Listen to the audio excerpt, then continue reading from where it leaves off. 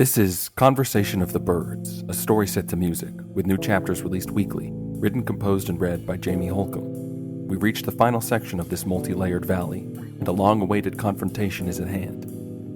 What will happen next? Who will win? Let's listen to the exciting conclusion of the Fifth Valley.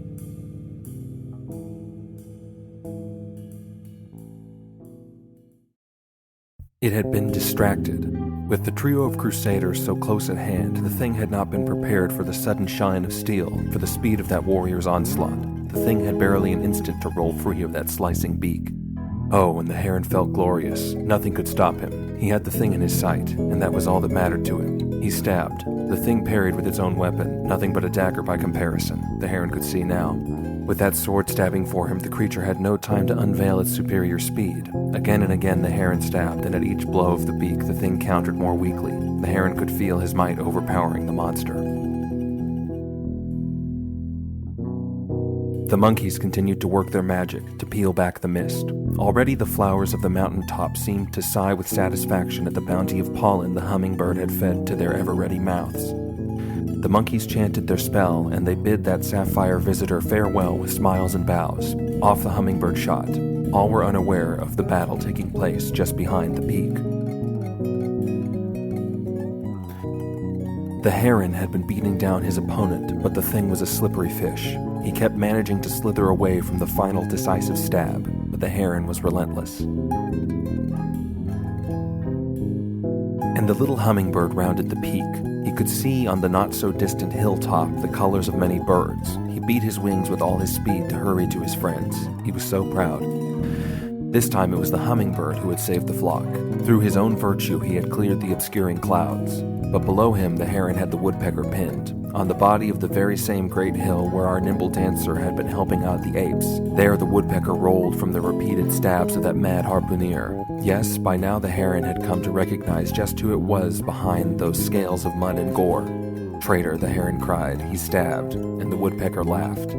Furious, the heron hammered down. The woodpecker rolled free by an inch, and the heron nailed the earth. His beak was stuck in the mud, and the woodpecker laughed.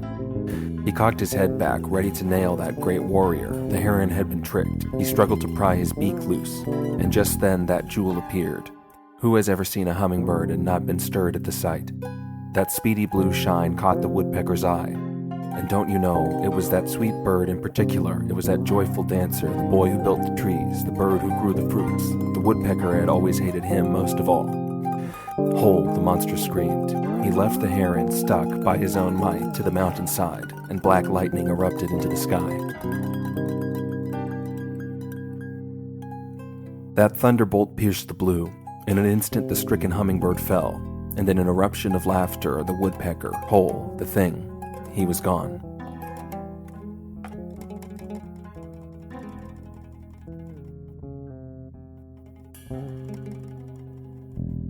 The monkeys helped the heron to pry free his scarred sword. His beak was riddled with nicks where the unforgiving rock had taken its toll. All the birds had congregated on that mountain peak on which they'd had their eyes set all along. They had seen it. Every bird, great and small, all of the members of this pilgrim flock had watched the woodpecker unveil his true nature. They never did find him. Somewhere down along that great hillside, nestled in the long, lush stems of grass, the hummingbird turned in. They say if you ever see that nimble dancer stop his ever-beating wings, it is a blessing. It means you must have the stillness of nature, the equipoise of the widening blossom. One wonders about the heart of such a bird. They searched the hillside to no avail. All the birds, together with the monkeys, a great congregation of creatures assembled on that hilltop mountaintop. They feasted on fresh fruits and flowers. All through the night the birds conversed with the monkeys, and at dawn those silver apes did chant to peel back the ever-encroaching mist once more. And our flock set sail. We've come this far, yelled the vulture, and he led the birds, rocketing out of that interminable valley.